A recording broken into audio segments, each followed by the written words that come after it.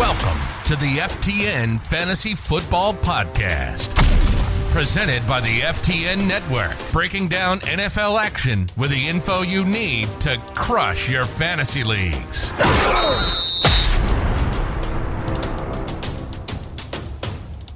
Welcome back, everybody, for another episode of the FTN Fantasy Football Podcast. Y'all know who it is. It's your boy, Ray G. You can find me on Twitter at RayGQ, that's Q-U-E, and I am joined by the new host of this show, co-host, host. They're interchangeable with us, too. It's Josh Larky, the Chief Analytics Officer, the new kid on the block over at FTN, and you can find all of his work and content on Twitter at JLarkyTweets. That's Tweets. Y'all know who it is. So I don't need to give you his Twitter handle, but if you're not following Josh, make sure you do that. Follow FTN Network, FTN Fantasy, FTN Bets, FTN Daily, FTN Data. So much dope stuff going on at FTN. Josh, you had a really big win last night in the DFS world. How you doing, brother? I'm doing pretty well. So I was using Mr. Jeff Ratcliffe's USFL projections on FTN Daily, and I happened to win 10 grand, got second place in their big tournament. It was actually, I was joking on Twitter, it was the longest 24 hours of my life. It was a Sunday slate, and it was 3 games. The third game got weather postponed to Monday. So I was sitting in first place winning $25,000, and then had to wait a full day for the final game to be played. Ended up, I was actually in the first spot, winning the 25K. I think it was garbage time happened. I ended up getting the 10K second place by 0.22 fantasy points. I'm not going to do any analytics on that, but I've heard that's a very small number. So, you know what? Pour one out for the 15K. But the rumors have it that the person who won, this guy Jake, is actually an FTN subscriber. So, you know what? Can't even be that mad. He deserved it. But I'm happy to be here. And I think we've got a good show for the people. You actually reached out on Twitter and you sent me a thread that I had actually just read like 20 minutes before you sent it. It was talking about early declare receivers versus receivers that are non-early declares. Basically just were they in school for 3 years and then hit the NFL, or more than 3 years and then hit the NFL. So we're going to talk about that. We've got a couple Dynasty buys and sells to discuss, since that's very relevant. I mean, the NFL draft's next week. So, yeah, I'm excited to get started. Yeah, man, it should be a good show. We're at this stage of the process, man, where the NFL draft is so close to, happening. It's, 8 days away. And it's like this restless period. There's smoke screens, there's bullshit, there's things that maybe we're not paying attention to that we should. Larky, the new hot thing is who's been invited to the draft, who's showing up, who's not going. But I'm excited to have this conversation with you about these wide receivers who may be a little bit older. What should we be looking at? Does it really matter when they quote unquote break out? And, what does that mean and why breakout is important, and sort of define, what that means? Because that can be very different the way that I view breakout compared to how, historical data and the numbers point to a breakout for these wide receivers. So I'm just excited to talk about this with you tonight. One of the best in the game. So hopefully we'll all learn a little something listening to you this evening. Sounds good. Also, before we keep going, producers in my ear letting me know that I have to plug the promo code. We have a new promo code for the show. It's generic. It's promo code Larky, Larky. You can use that and sign up for any of the FTN stuff, and you're going to get 20% off your package per month. Basically for perpetuity. That's what I'm being told right now, is that we don't actually have a cap on that time limit. Maybe it kicks in at some point. You've got it for at least a year, maybe for life. So promo code Larky if you want to sign up for anything new. Get that USFL, get those projections from Jeff Ratcliffe. We've got an entire fleet of people working day in, day out on the MLB and the NBA side of things. We'll have NFL, a ton of content kicking off.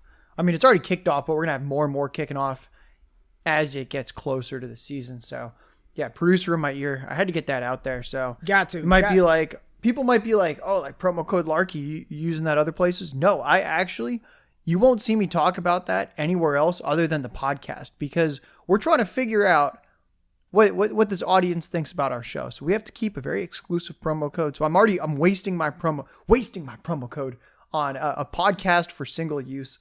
Let's see how this goes. Anyway, on a serious note, we can dive into this early declare conversation. So I did a little coding in R, pulled a few numbers, and essentially I was like, should we be concerned if a player plays more than 3 years in college or not? And I felt like the best way to do it is let's just look at recent wide receivers that have had very, very impactful fantasy seasons, and then just say, okay, was this guy an early declare or not? So I looked at the past 3 seasons initially. So we're just looking at 2019, 2020, 2021. And I looked at receivers who played at least 12 games and scored at least 15 PPR points. So these are the kind of seasons that can actually help you win your league. Like, sure, you could flex a guy that's giving you 10, 11, 12 fantasy points a game. Is that the player that's really helping you win your league? Are they actually all that much better than what's on the waiver wire or your bench? Probably not if they're scoring 10, 11 points. So I upped it to 15 points, and 52 wide receiver seasons have happened in the past 3 years. 52 seasons with 15 or more PPR points. And out of those 52 seasons, they were done by 33 receivers. 20 of those 33 were early declares. So already, like, the warning bells might be going off a little bit. Like, wow, there's more that are early declares than non-early declares. But as we dive into it, I think it's a lot more than just early declare or not. It seemed to me like you kind of wanted a good reason. So we can talk through, I'll just name these players as we're going. I'll just go in alphabetical order, and then we can kind of talk about, like, is this something that you think is repeatable? Would you be concerned about a guy like this? So at the top of the list, we got 3 names with A: A.J. Brown, Amari Cooper, Allen Robinson. They were all early declares. And then the past 3 years, Adam Thielen, who's been pretty incredible in fantasy, the ageless wonder, he was not an early declare. He was a 4-year player at Minnesota State University. Do you think his path is something that can be replicated? Since when I look at him, I'm not necessarily sure if I'm like chomping at the bit to find the next Adam Thielen as a prospect. Like, would you ever, in a good way, compare a prospect to Adam Thielen? Maybe you would. Maybe I'm just an idiot, and I don't like Adam Thielen's prospect profile enough. What do you think about that? Yeah, I think, and this is where the film and the analytics, I don't even want to say come to a crossroad. I think most of the time, for me, when I'm comparing or making the comparison to a collegiate wide receiver to an NFL, it's play style, right? Like, it's very hard to, on film, find the next whatever that may be, right? The next Jamar Chase, the next Adam Thielen. I think more so, at least in my opinion, I hope the people who rely on film to do their analysis, they're using play style when they're comparing players, because I don't think I'm looking for the next wherever the Minnesota State wide receiver guy and I'm going to bet on him in rookie drafts to become that. Hell no. Yeah, that makes a lot of sense. We'll keep going down the list. I'll read the next few names: Brandon Ayuk, Brandon Cooks, Chris Godwin, and Cooper Kupp. And of those, Ayuk and Kupp, they were both 4-year players in college. We had Ayuk, he had 2 years at a junior college, then he transferred to Arizona. And then we had Kupp, who was just a 4-year standout at Eastern Washington. I want to say he had like 1,700 yards as a freshman there. Yeah. That sounds pretty good to me. Yeah. Do you have anything about those guys? It seems to me like you could kind of pin on like a JC or small school with them. Yeah, I think the only I guess a little bit concerning thing with Ayuk was he spent 2 years at a JUCO, then he transferred to a P5 school, and then he didn't do anything in that initial transfer year, and then it wasn't until that final season, so like year 2 in the P5 where he broke out. Whereas ideally you would like to see, and I know it's a different position, but the players go directly from JUCO, hit the P5 scene, and dominate that first season in Division I, which I don't know. I don't know if that's predictive at all. It's just an interesting tidbit about him. Whereas Cooper Kupp, he just dominated at a small school for, his entirety of the time that he was there. So a follow-up question, because you played a little college ball yourself. So someone comes to the team, they transfer. What's that learning curve like? Since I think that's something that I've always wondered is, so like when I see that a player transfers, or we're looking at prospects in this class, there's a lot of them that transferred at some point. What is that ramp up like in terms of like how many months do you think is needed? Obviously, like running back probably don't need as much time as receiver, but from your experience, like did you have players on your team that transferred or anything like that where you have that insight firsthand? I'll just tell you this, and this is whether it's transfer or true freshman season production. Most of the times, I'm not going to say all the time, but most of the time, if you are good enough as a freshman, they will play you. You know, that most of the time, if you are good enough to perform, and I played at the Division II and 1AA level, so I'm not even talking P5, right? Most of the time, if you are good enough, we've seen true freshmen even this past season, you will play. There's no reason to redshirt an asset that can immediately help your team win. And then on the JUCO route, if a JUCO transfer came in to like when we were there, like your first year, a little bit nervous, like, damn, JUCO coming in. But if he doesn't start right away, you're just like, oh, this dude's really he's not that good, right? Like you transferred in, you had 2 years of prep, you come in and you still can't get on the field. Again, I don't want to speak in absolutes, but normally if you're that guy coming from a JUCO, you're playing right away. There's no sit down and wait and let's learn and get you acclimated. There's plenty of time. You've got months on end. You're already more developed than a true sophomore or true freshman. If you're a transfer and can't play right away, that's normally, well, I'll just say more times than not, it's probably not a good indicator of talent. Mm-hmm. Yeah, I think that's kind of why I was a little bit concerned about Ayuk coming into the NFL. I mean, I think he is a good player since, like we talked about last time with like the Kadarius Toney versus Amon-Ra St. Brown. If you play well in the NFL, I don't really care at that point what you did in college. It's like, all right, well, why would I hang on to Ayuk struggling in his first year when he transferred, when we saw him put up a pretty dominant rookie season? Now, I've got one more name for you.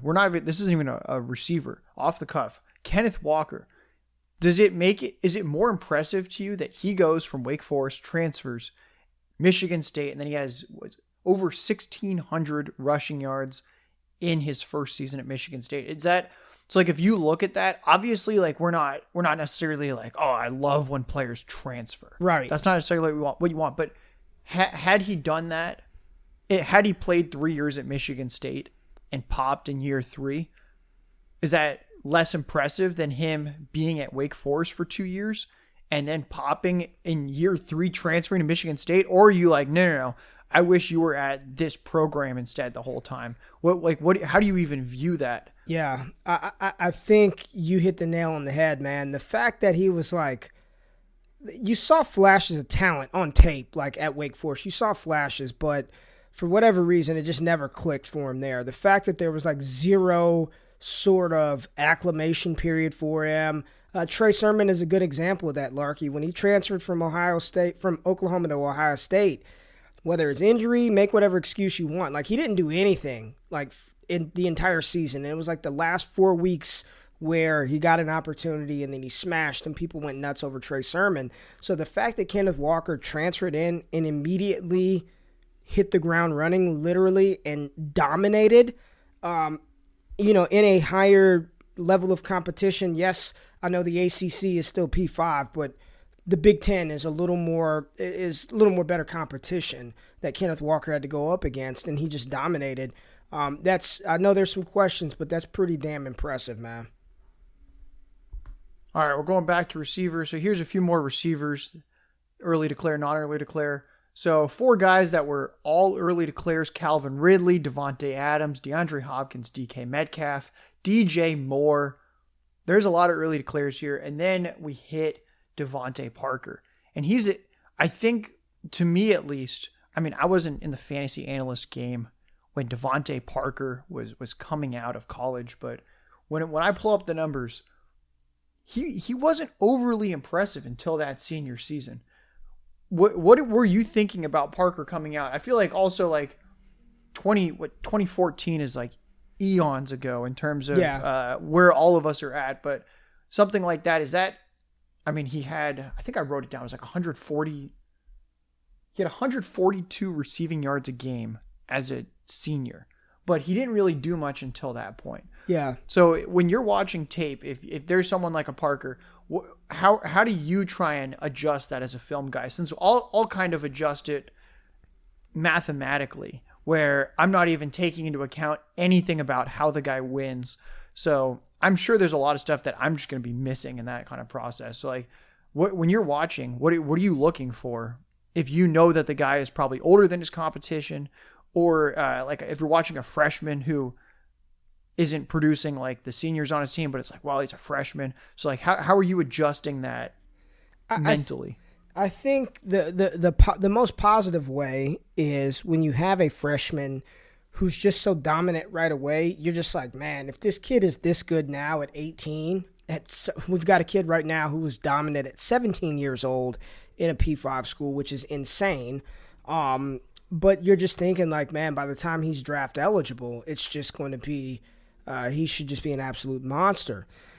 Conversely, with the older prospects, I guess what I want to see is if you are older, don't just hit the threshold and be like, oh, he hit it, so it's good. Like you should absolutely dominate. Like it should be, you should do what you intended to do. If you came back for your senior season, you wanted to prove a point, whether you got a poor draft grade or you felt like there were some things that you needed to work on, which would yield to probably a poor draft grade. Go out there and like dominate. Don't go out there and pussyfoot around and just be kind of average, be middle of the pack. If you're a senior level prospect, you should dominate everybody you face. And I think we saw that with like a Najee Harris, Devonta Smith off recent memory.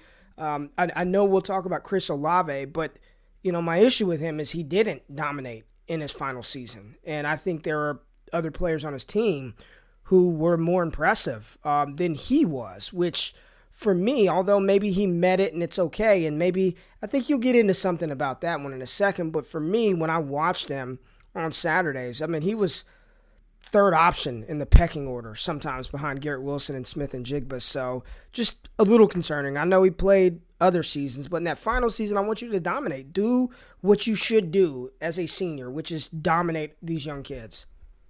So it's interesting you brought him up. Before we get back to the early declare, non-early declare current NFL players, Olave is an interesting one because when I look at him statistically, obviously I would have preferred if he came out early because we're having this whole early declare conversation.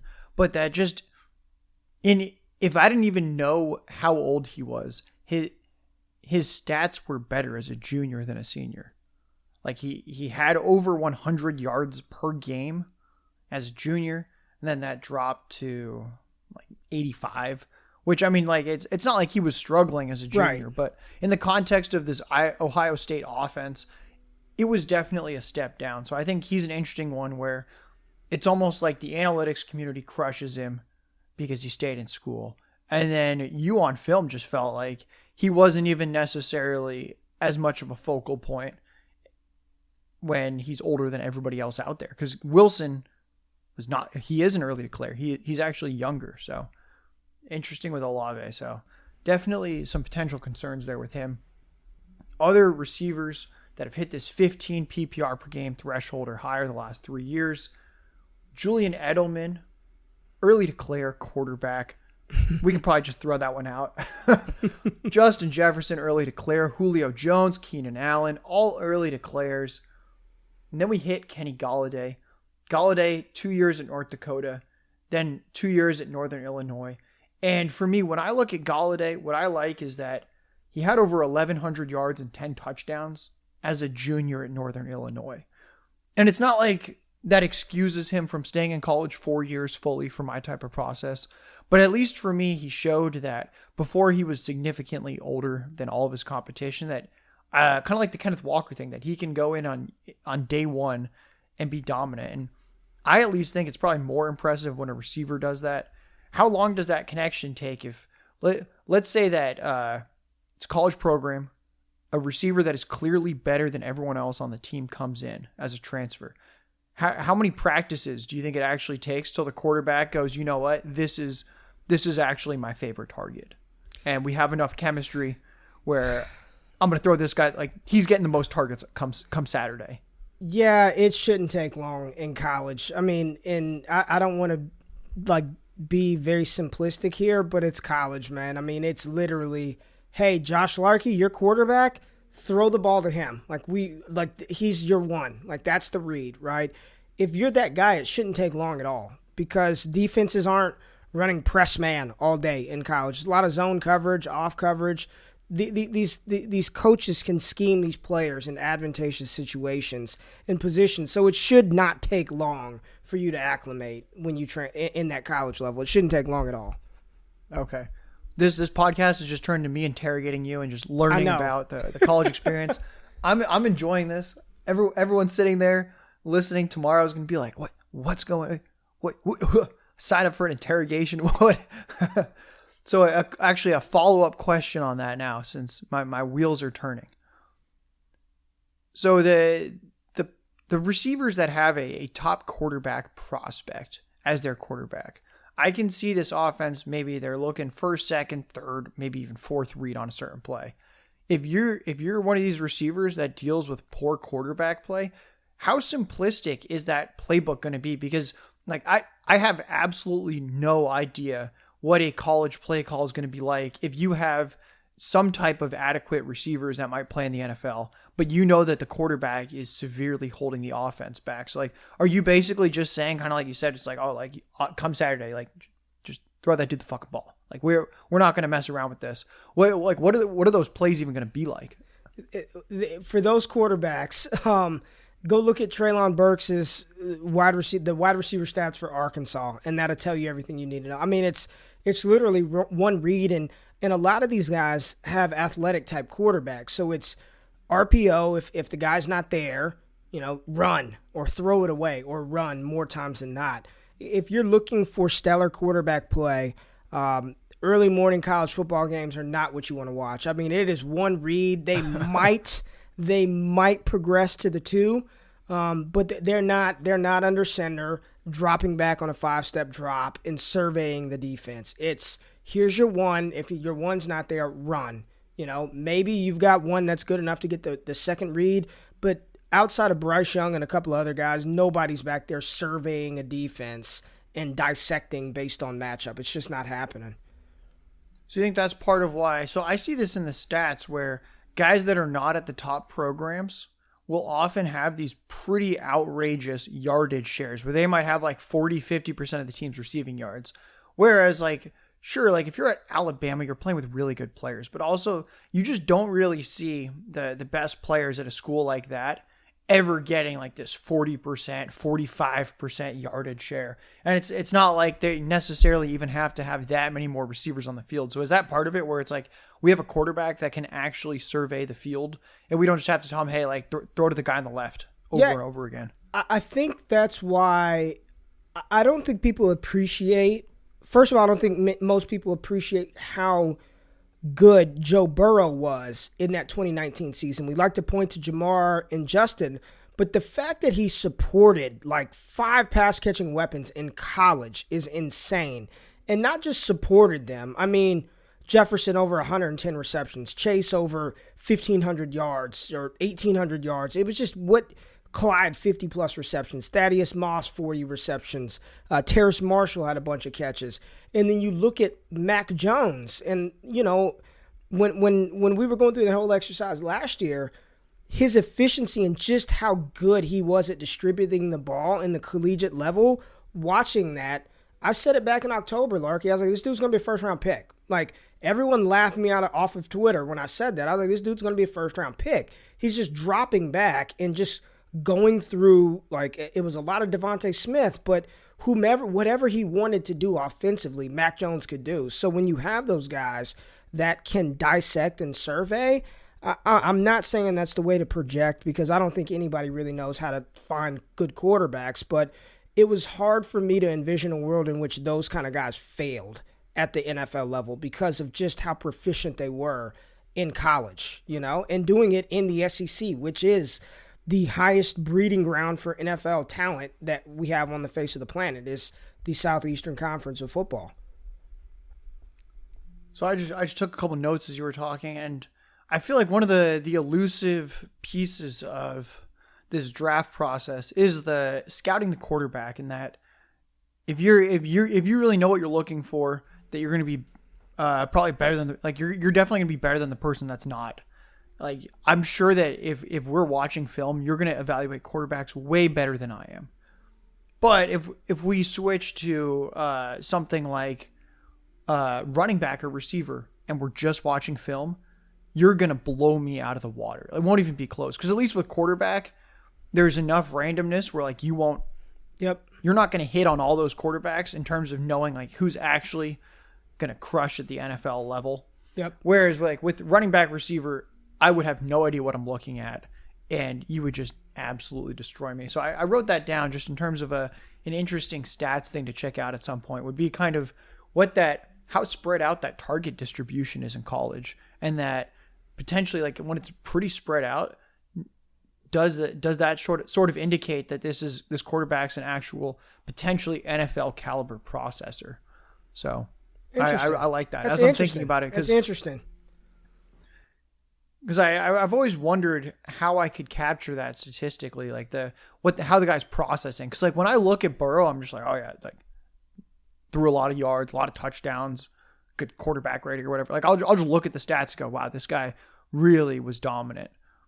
But I think that could be kind of a good intermediate piece where the quarterbacks that get drafted often, they all have pretty good stats. You're not really seeing guys get drafted when it's like, oh, he threw for 2,000 yards, 10 touchdowns, and 13 interceptions.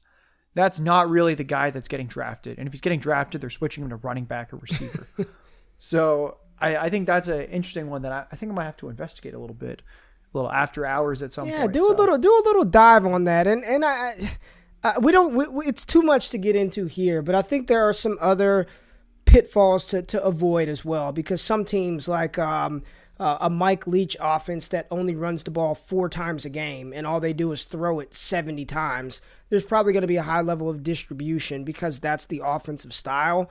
But I'm pretty sure if you narrowed it down to like the average or median and kind of look at the quarterbacks and see which ones had that high completion percentage or distribution, it'd be interesting to see what that looks like. It would. I'd be interested to see that. I don't know if there's any correlation, but you may be onto something, Larky.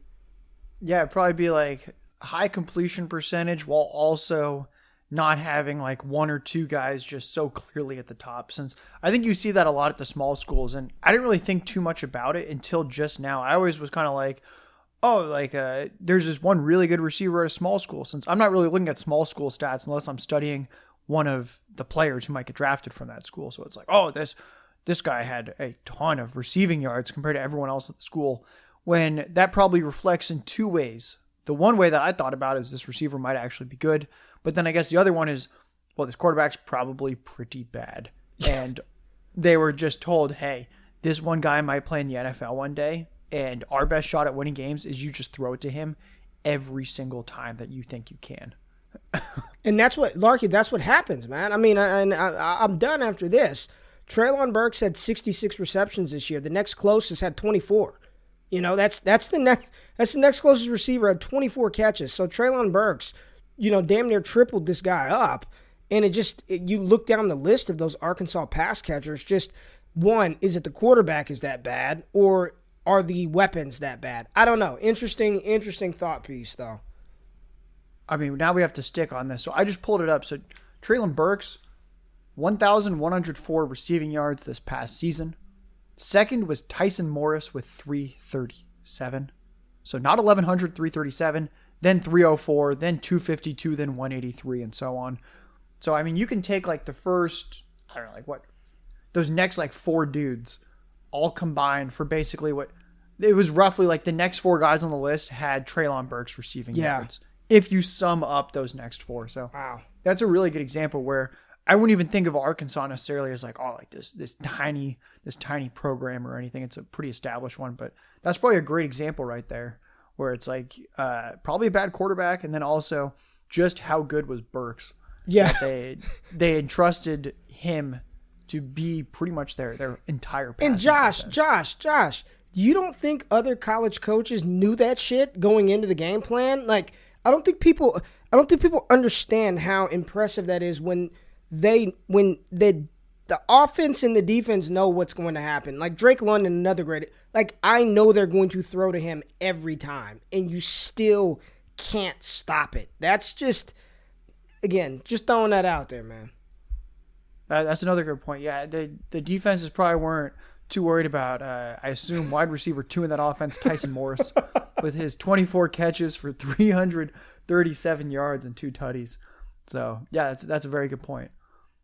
All right, moving on. Let's talk about a few more current NFL receivers. I think one thing you'll also notice as you're listening in, everyone, a lot of these non-early declares are just not quite as good outside of Kupp. A lot of these guys seem a little more like a potential flash in the pan, like Kenny Gallaudet, the star. It was bright, and it burned out pretty quickly. Whereas like these other guys like DJ Moore, Julio Jones, Keenan Allen, all these, Justin Jefferson, these are guys where they're going to have these crazy long careers, and they're successful year after year. So keep going down the list. Mike Evans, early declare. And then we hit Michael Gallup, non-early declare. So right there, it's like, oh, Michael Gallup probably, I mean, I know you're a Cowboys fan, but I think we can both agree he's probably not in the same conversation as a Mike Evans. Then we get Michael Thomas, and he, to me, just feels like the greatest outlier because he played 4 years in college because he redshirted as a sophomore at Ohio State. Do you have anything to add on that? I couldn't find too much info on like what the heck was going on there. Probably pretty embarrassing for the coaching staff with who he's become. Yeah, that just seems like a clusterfuck. And then we had Robert Woods, early declare. We had Stephon Diggs, early declare. Tyreek Hill, I don't think we need to talk about him too much. Like there was discipline stuff. He sort of played 4 years in college. He transferred 2 different times. That's just, stop chasing the next Tyreek Hill. That's a weird one. We had Tyler Lockett, who's a 4-year player. He had over 1,250 yards with 11 touchdowns as a junior at Kansas State. And then he came back for his 4th year and put up crazy numbers again. So I think if we're trying to make comparisons between players in this class, who is that? Is that like a Olave, Dotson, Wilson in terms of these small, really fast receivers where there's potentially some hope that they can also play on the outside? Who is there anyone that you think is like most comparable to someone like a Lockett, where I assume the reason Lockett didn't come out early is because of his size. Very Yep. He was a special teams monster at Kansas State. I don't think I'd compare any of these receivers to sort of Lockett. I think Dotson would maybe be the most comparable, but I do like the parallels of, and I still think there are people who now question Lockett being a wide receiver 1. Is he a 1 or is he a really, really, really, really good 2? I think production would say he's a 1, but I still think the perception of who Tyler Lockett is, I don't think most people view him as a 1. If you rolled into the season with Tyler Lockett as your wide receiver 1, you probably wouldn't feel great. But I think that's sort of an arc of Olave. Like I have concerns about him being a 1 at the next level, but maybe he's got the skill set combined with the athleticism to produce, low-end wide receiver 1 numbers. I think that's actually a really good career arc comparison with Olave. Yeah, Tyler Lockett, I think the issue with him from a dynasty perspective, it's not even that he doesn't give you production now, which he does, but if you look at his early career, this guy had no value in dynasty. When you produce like Lockett did, where you have such a slow start and it takes you year after year after year to break out, then by the time that you break out when he's 26, 27, everyone's like, oh, the cliff is coming with his age, and you can never actually get a ton of value out of him. So it's not even like yeah, you're getting the Tyler Lockett fantasy points when they happen. But in terms of dynasty, we're looking at players that will accrue value when we're taking guys in our rookie draft. Like you're never drafting a guy like, well, I hope this guy loses value his first 3 years. So I wonder is that a concern you have with someone like Olave, where the production comes later, or the capped ceiling? Since from my perspective, he's a tough one, because part of me is just like, well, the guy was really productive as a junior, over 100 yards, and he's really fast. I'm not too concerned. But then the other part of me is like, well, even if I don't understand why he went back to college, he did go back, and then he just wasn't as dominant as he should have been. Yeah, I think the difference is, what was Tyler Lockett's draft? Where was he drafted? Was he a 3rd-round pick? I believe Lockett was a third I'm pulling it rounder. up. Yeah, I know he was later. Yeah, third round. Yeah, you so nailed I it. think the difference is Olave is going to get the requisite draft capital to get the opportunity. So I don't think he'll get his if Olave stinks for 2 years like in a row, if his first 2 years are slow or he's not very good, I don't even think he'll have the value. The difference was Lockett wasn't really thought of as supposed to be much, and then he just kind of grinded his way up to all pro level, whereas Olave is probably going to have more expectation right out of the gate to be a guy, and if he fails at that 2 years, I don't think he's going to have any much value going into year 3. Got it. All right, next we had Terry McLaurin. To me, he's just like the ultimate outlier because he's one of the few names on this list where I feel like he's a non-early declare, and in no way does he feel like a flash in the pan. It's not like the Gallaudet or the Gallup where you're like, you know what, they probably, like those 1 or 2 seasons, it's not like they're bad players now, but you're like, that's probably the best that they're going to reach. Like Brandon Ayuk, I think, has those similar questions now where it's like, oh, was that rookie season, is that going to be the best we saw from Brandon Ayuk? And those concerns, like you never want those in Dynasty. It suppresses the player's value. It also suppresses the fantasy points on your team if they're just not producing like you hoped they would. So I kind of think of McLaurin at this point. I feel like he gets the free pass. I have no concerns with him and how he literally didn't do anything until his senior season. You feel similarly? He seems like in 3 years, I think he's very he's productive. legit. Listen, film nor analytics are 100%. We just all missed. Like, he's just good. Like, I think film expert or not, Larky, the data and you watch him play, you're like, okay, that guy's good. Like, that guy's fucking good. I don't know how he fell through the cracks. I don't know, but he's good. So yes, he's not a flash in the pan. He is in fact good. Outlier, we all missed. He's good. The next one's Mike Williams, and I'm not even going to fully include him as the non-early declare because I looked into it since I thought there was the injury. Mike Williams fractured a bone in his neck game 1 of his junior season. He had over 1,000 yards as a sophomore. The dude's massive. I think he would have been drafted after year 3. I think it was Clemson. So not going to worry too much about Mike Williams. That's just like how many dudes are fracturing bones in their neck game 1 of junior season.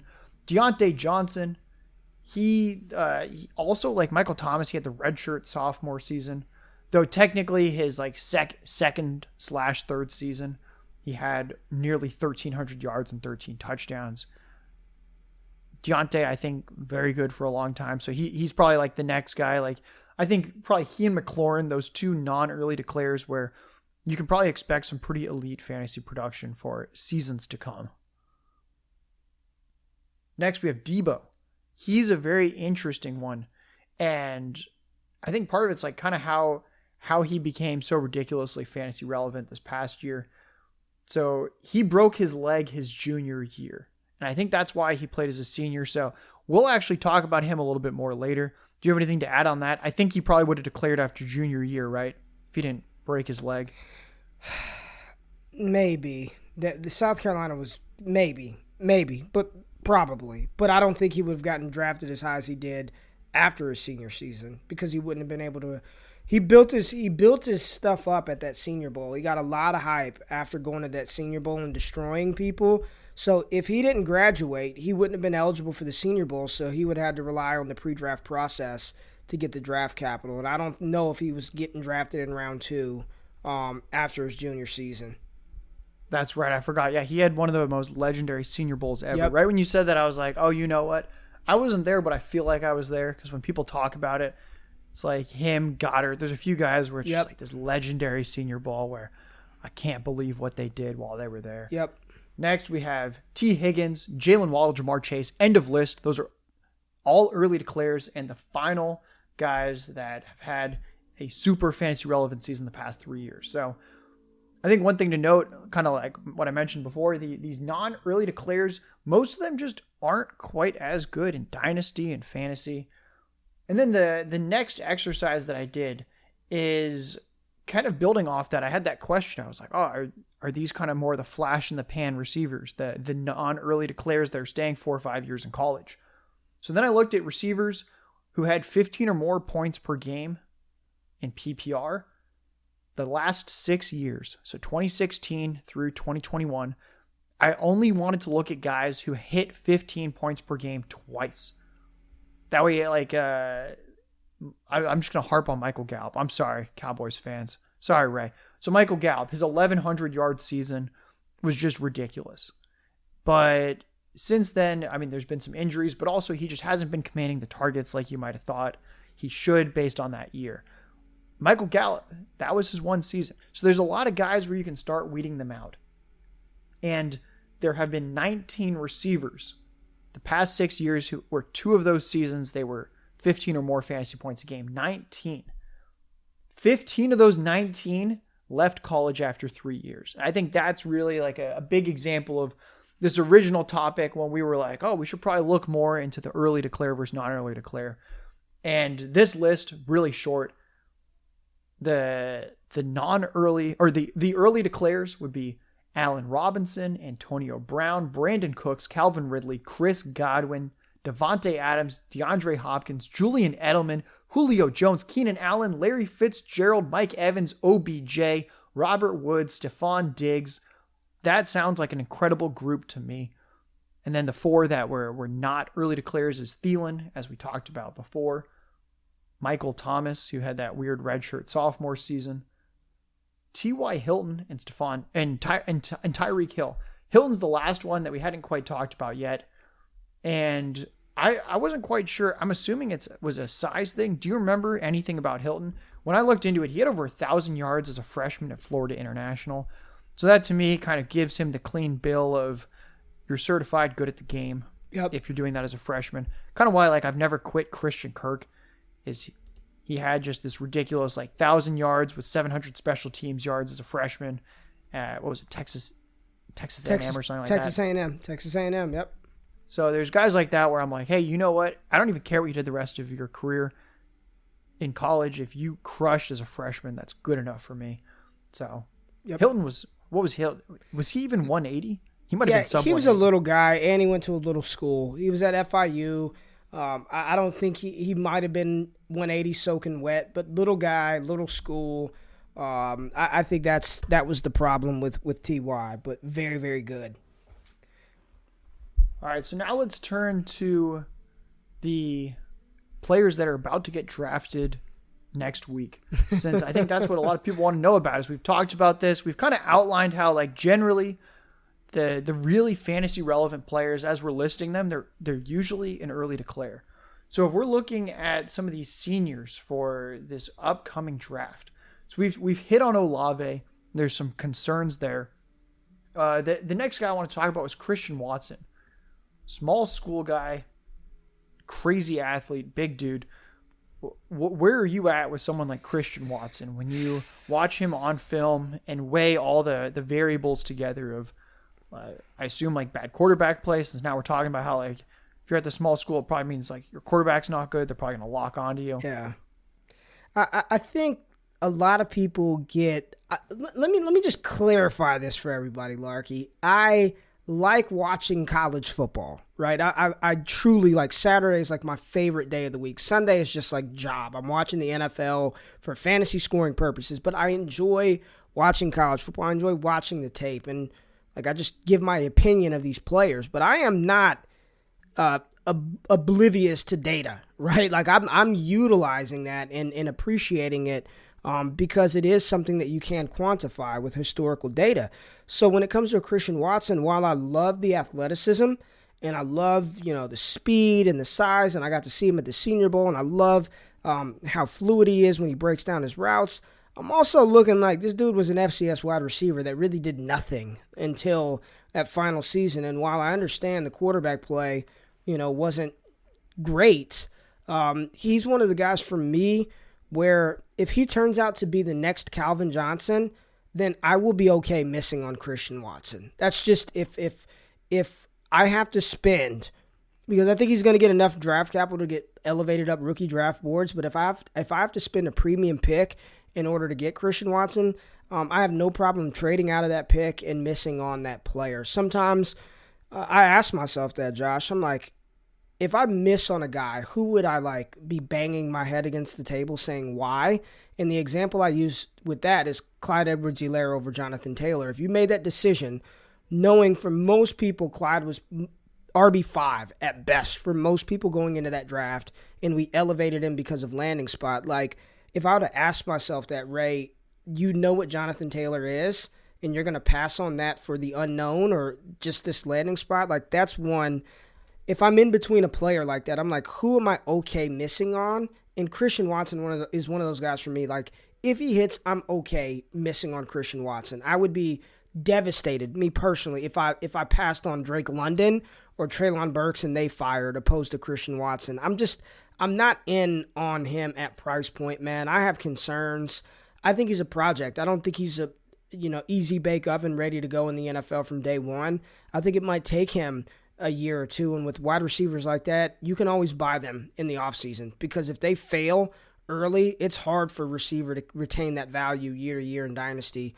It's not like quarterback. It's not like running back. Receiver fails in year one.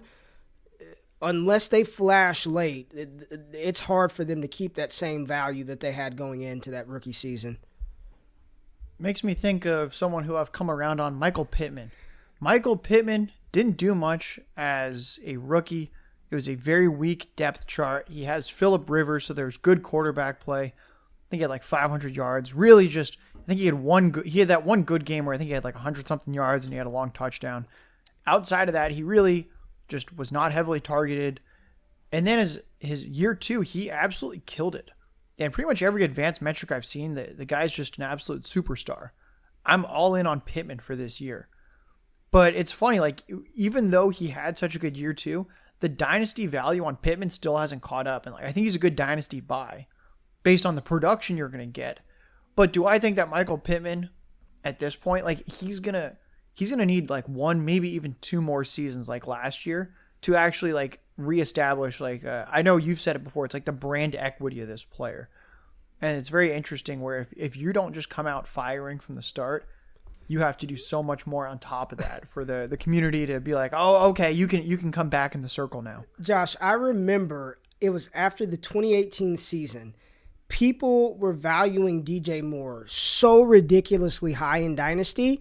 He had 780 receiving yards in his rookie season. If a rookie in today's NFL goes out there and gives you 780, regardless if that's a good number or not based on threshold, the perception is, well, that's dog shit. You know what I mean? Like 780 yards, that's all you could muster up as a rookie. We got, hell, even Devonta Smith got over 900 yards and Elijah Moore had 500 in like 2 games. You can only get 780.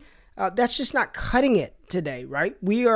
I don't know if it's a shift in the dynasty culture. I don't know if I blame Jamar Chase and Justin Jefferson. And I think people keep chasing, like, let's find those guys, when literally those two did stuff that the NFL has never seen, like hadn't seen since like Randy Moss.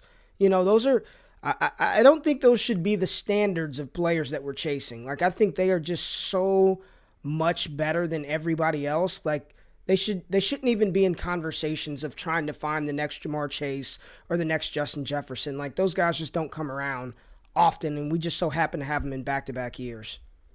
That's true. Been spoiled. So I quickly pulled up new Steelers receiver Miles Boykin. He was cut from the Ravens.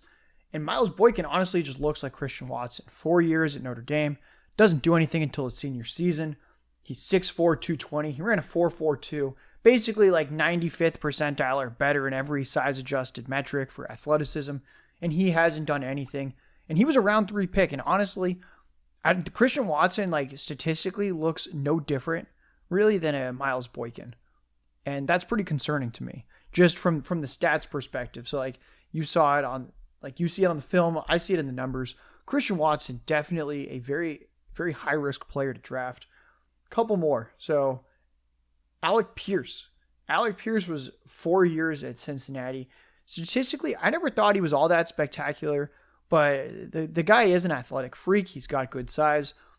Where are you at with him? Since it seems like he's fairly locked into going in round 2 of the draft now. And we know from last episode, the hit rate's like 40% if you go round 2. So like there's something there potentially, but I think he's trending like one of those players that is part of that 60%, not the 40% that hit, the 60% that did not fire at the NFL level.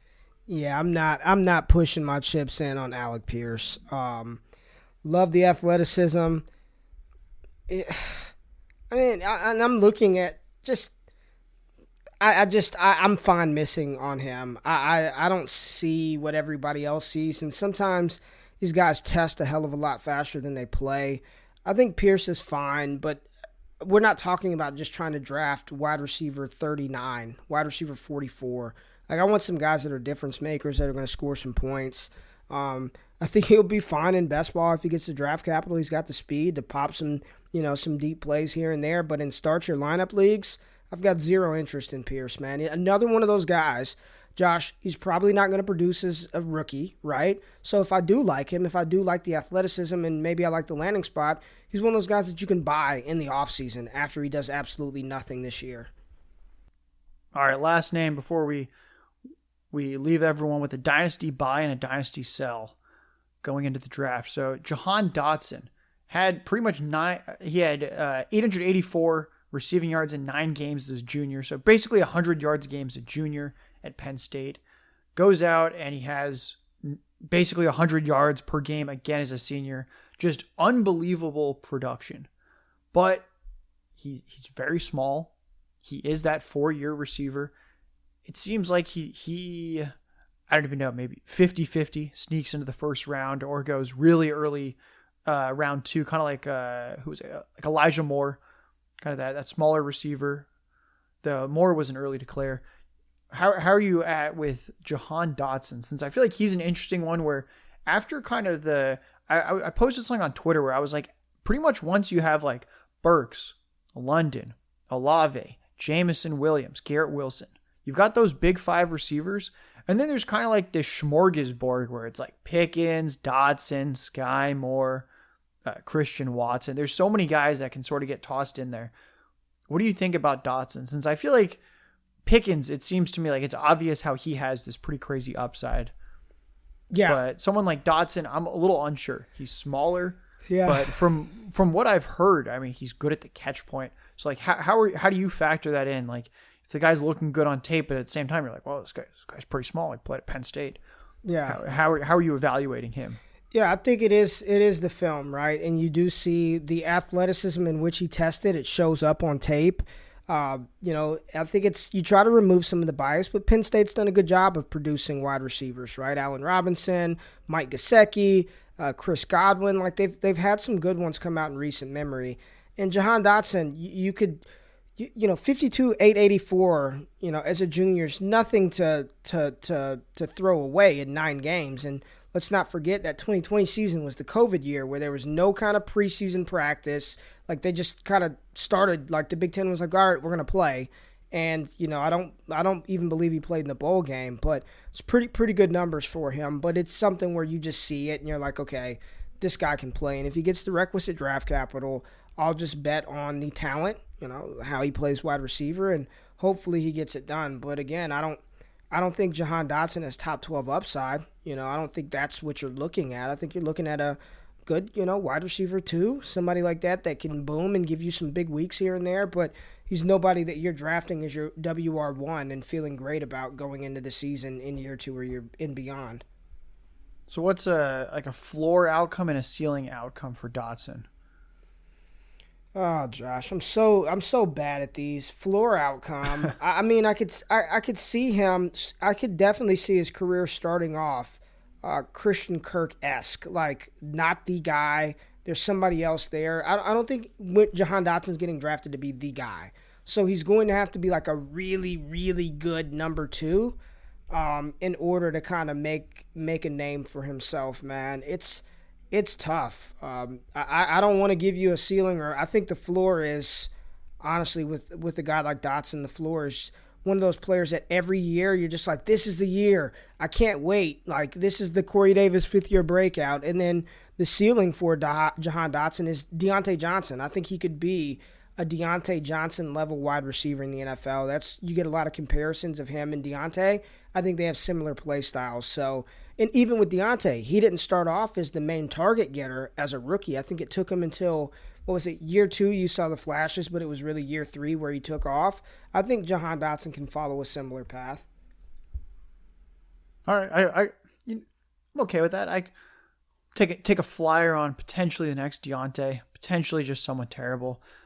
Dotson's probably not too much on my radar. I think I'm probably just trading out of that pick, and I'm like, hey, if I have an early second, would you just like you have the 201, 202, and you're looking at like a Dotson or something? Would you just flip that for a 2023 second, and that you don't really care like where you think it's going to be? That you're just like, let me get out of this pick, or are you taking someone like a Dotson there, going, you know what? The profile's good enough. The draft capital's good enough. For me, he's around my cutoff point. Like, I would want him, but here's the thing, though, Josh. I think other people want him too, and I think you can even, if you told me Jahan Dotson or 2023 first, like I'm not even projecting mid to high, I would take the shot in 2023. If you even told me a 2024 first rounder in rookie drafts, I would consider that for Jahan Dotson because I know that class on paper looks really, really freaking special. So I'd be willing to move off of any second rounder for a future first. Sounds good. One last thing before we get to our dynasty buys and sells. I think something that's just kind of interesting is just how much the wide receiver position has changed in terms of the value of it, what it's commanding on the open market. And we're talking about Jahan Dotson and Chris Olave. Like, I think this guy's going to be a really, really good number 2 in an offense. Yet these are guys where Olave, 100%, he's going round 1. Dotson, maybe 50-50 chance of going round 1. And I kind of wonder at this point how much of that is the emphasis on the passing game and that passing's important. And how much of that is teams going, you know what? Yeah, passing's good, but what we really don't want to do is pay a receiver open market prices. And that, like Christian Kirk, if he's getting almost $20 million, and we think that Jahan Dotson or Chris Olave, kind of like a middling outcome would be just, oh, this is Christian Kirk, great. Then yeah, we burned the first or the early second on this guy, but at least we're paying this guy a few million a year as opposed to Kirk getting like $17 million a year. So I wonder if teams are thinking about that more now, and that they too think, oh, Dotson, this looks like a really good number 2. But we'll still take him at the end of the first.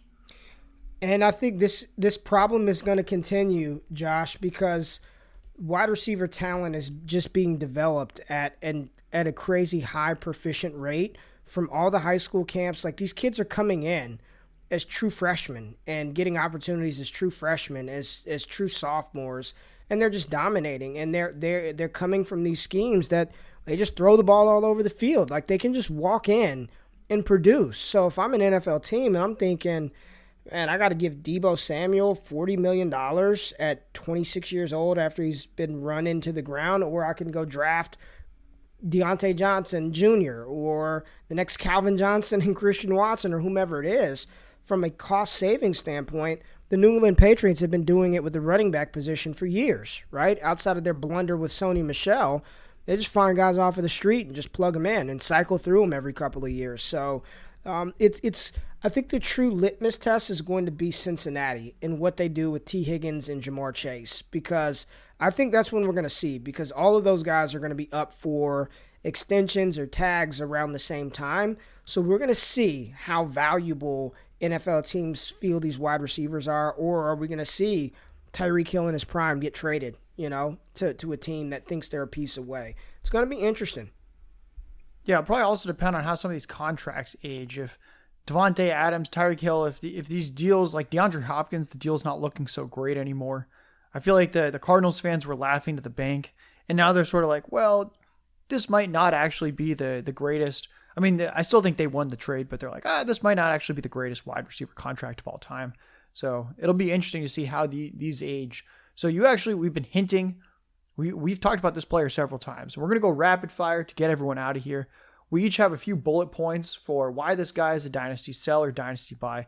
Ray, kick everyone off. They've got their notepads out. Give everyone a dynasty sell. We're almost at the NFL draft. Lots going on. Who are you selling? Yeah, and this is not because I dislike the player, but Deebo Samuel's got to go. If I have him on my roster, he's got to go. I know he just turned 26 years old.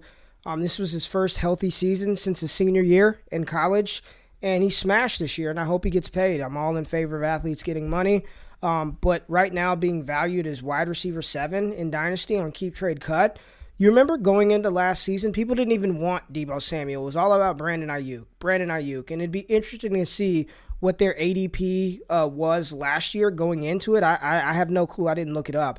But I know everybody was over Brandon Ayuk. I do not like the way that they utilize him. You cannot run toss sweeps with your wide receiver that has a history of injuries. And I don't think Kyle Shanahan gives a damn. If Deebo Samuel is on the team, they're going to do the same shit that they did last year. And I'm just not betting on him replicating that production that literally was his best season as a pro. It was his first healthy season. But all the way from Dynasty wide receiver, he had to have been in the 20s to wide receiver 7 in one season. I'd be cashing out on Deebo. And I know there's some contract stuff going on. He's going to get paid by somebody and have that insulation. But for me, if I have him in Dynasty, he helped you win a championship last year, and he'd be off my roster today. So you have no arguments from me there. If you want to know more about Deebo Samuel as well for redraft, I have a piece out on FTN Fantasy. It's free to read. It's my 2 biggest fades early in redraft for 2022. Not going to say the one guy, but the other guy, it's Deebo Samuel. So I lay out a very big case for why this season is not the season to draft him in the second round. Raise out at that Dynasty price. Me too. My Dynasty sell is Javonte Williams. And I'm going to go back to keep trade cut. For those unfamiliar, you've all played the game out there, marry, fuck, kill. Whether you want to admit it or not. And I'm not even saying this just to be edgy. You can go to the About Us section of keeptradecut.com and they reference that game. We all know how to play that game. Keep trade cut, you basically have to keep a player, trade a player, and cut a player. And they pepper you with those questions as you use the site. It's free to use. And they crowdsource Dynasty rankings through the Keep Trade Cut game. So the Dynasty RB2, according to consensus, is Javonte Williams. That to me is just absolutely wild. Do I think he's a very good talent? Yes. Do I think he's going to do much better in fantasy this year than last year? Yes. But I think Denver's probably going to draft a decent running back, probably a pass catcher if Melvin Gordon doesn't re-sign there. Javonte Williams, his value is at sky high. I really think if you have him, you should be trading him away right before the draft happens. I have him in a couple leagues. I hope my league mates aren't listening to this because I'm trying to flip Javonte right now before the draft happens, and some kind of decent looking running back goes to them in the 4th round and takes a little notch out of that value. So we haven't even seen him be a bell cow. Do I think he's going to? Yes. He's not the fastest guy. Melvin Gordon was actually significantly faster, according to all the next-gen stats last year, than Javonte. And yeah, I don't know. Do I think Javonte Williams is an excellent player? Yes. But the RB2, no. There's other guys where if you can give me another highly productive young running back and a first, yeah, you can have Javonte. So that's what I'm looking to do right now, is getting out from Javonte while this price is astronomical. There's pretty much no way it's going to go up. He's not going to catch Jonathan Taylor at the RB1 spot. So it's going to be downhill. Now, Ray, who are you buying in Dynasty on a more friendly, positive note? Which player do you like at their cost? Yeah, I'm all in on Allen Robinson. Sign me up for A-Rob in LA. I know he's going to be 29 years old when the season starts. Wide receivers seem to, not all the time, but age just a little bit better than the 31-year-old running back, playing with the best quarterback that he's had in his career. It's been a couple of down years in Chicago for Allen Robinson, but I don't believe that his production dipped due to his lack of skill. I think it's the fact that he had to play with Andy Dalton and Justin Fields, and didn't even really get a chance to play with Fields, but he had to deal with Dalton and other random quarterbacks, Nick Foles, the past couple of years.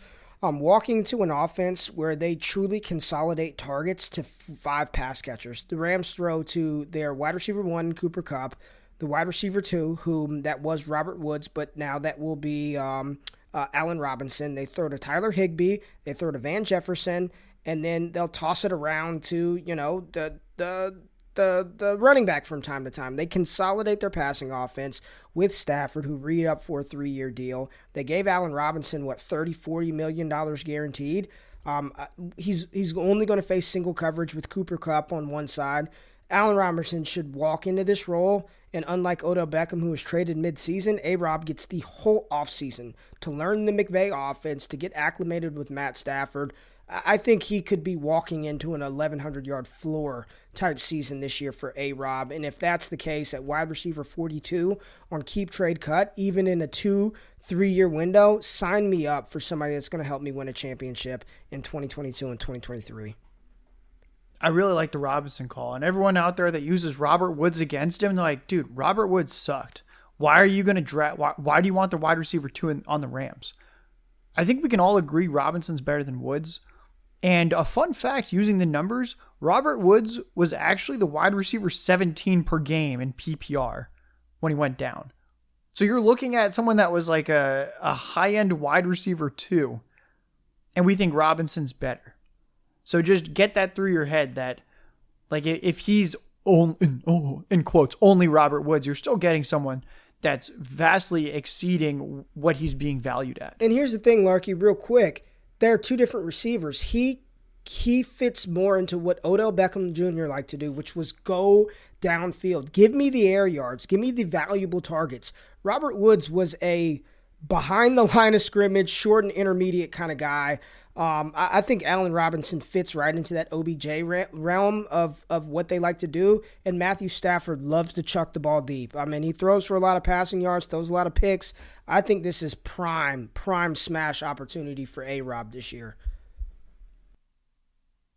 Yeah, Stafford hucks it and chucks it. I actually remember I took some lines in the playoffs, some over-unders, and one of them was like the Matthew Stafford. It was like over-under 37.5 longest completion.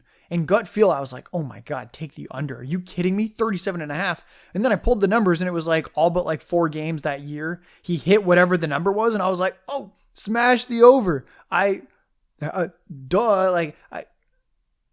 no idea. So yeah, I think a really perfect fit for what the Rams want to do. Last Dynasty buy for you guys. I've talked about him a couple places, but the FTN audience deserves to know in full that Leonard Fournette is just a screaming buy in Dynasty. The fire department that lives across the street from me is currently trying to put out this Leonard Fournette fire. They can't even put it out though. They're trying to fan the flames. It won't be put out. So one concept that I've been exploring with theoretically is that in Dynasty, if you don't have a super young super back like Jonathan Taylor, Javonte Williams, DeAndre Swift, if you don't have these guys where 2, 3, 4, 5 years away, they're probably going to do something for your fantasy team. I think pretty much every other running back, you should look in a 2-year window. And that after 2 seasons, like who even knows what's going to happen with them? In 2 years, like Dalvin Cook, Leonard Fournette, Joe Mixon, these guys could be practically out of the league for all I know. So I think with all these old running backs, 2-year window. And if I'm looking at Leonard Fournette compared to Joe Mixon, Alvin Kamara, Dalvin Cook, I mean, hell, even David Montgomery. Yeah, he's a few years younger, but like, do I think 2022 and 2023 season? So going in, do I think David Montgomery is going to do anything in 2024? That is not even slightly on my radar. So David Montgomery, he's in my 2-year window. Like Jonathan Taylor, yeah, he's going to be really good in 2024. Montgomery, I have no idea. He could be a backup at that point, a committee back. All the running backs like that. Derrick Henry, like when you think 2 years from now in 2024, they're going to be toast. Leonard Fournette, he's a pass catcher. He's a goal line back. He's with Tom Brady in one of, if not the best offenses in the NFL. Like when you're projecting offenses, they're going to be top 3 to 5 just every single year. If Brady's the quarterback, boom, top 3, top 5 offense. And Fournette is the bell cow. He was paid a 3-year contract with pretty much 2 guaranteed years. So he's in this 2-year window where he's going to be on the team. You need Leonard Fournette on your team. He was a top 5 running back per game, basically. Like whenever he was healthy, he had just that one injury at the end of the year. It should not affect him at all heading into next year. So Leonard Fournette is just a super dynasty buy. Do you have any takes on this 2-year window, or we're just going to get out of here? No, I love it, man. I think you're really onto something with some of these guys. Like you said, the name of the game is not acquire as many young assets that don't help you win dynasty championships. It's acquire the players who do. And I think you've got some of these running backs like a Leonard Fournette where, listen, I love Isaiah Spiller. You know this, Larky. I know you hate him. I know you're not a fan. But as young as he is, there's no doubt in my mind that for the next 2 years, Leonard Fournette is a better fantasy asset than whatever draft capital Spiller gets. Leonard Fournette's probably going to outproduce that young rookie. So if you're trying to win, which is the name of the damn game, I think there are quite a few of these older veterans that you can play in 2-year windows. And Leonard Fournette paired with Tom Brady in that offense, I think it's just, I mean, how high could he finish this season? I mean, does he have top, I don't want to be too conservative here, but top 8 upside? And if you're telling me yes, then hell yes, sign me up for Leonard Fournette in 2022. Yeah, so I'm pulling it up right now. So Leonard Fournette, if you remember everyone out there, he was not the bell cow the first few weeks of the season. He was splitting work. And still, even with that split, he was the RB3 in fantasy points per game last year. He had over 18 fantasy points a game, the RB3. So dare I say it, he has RB1 per game upside. If we're just counting the games where he is the full-fledged starter, the total workhorse in a top 5 offense, he's basically what we want like a Breece Hall to be per game, where we're like, oh, if Breece Hall goes to the Bills, it is game on. Well, you have that right now with Leonard Fournette, and you can get him for, like a late first. It's unbelievable. Like, you have the 110, and it's like, oh God, like everyone's gone. Do I go for Jahan Dotson, Christian Watson, all my favorites? The old band is out there. You could flip that pick for Leonard Fournette. I would do that in a heartbeat.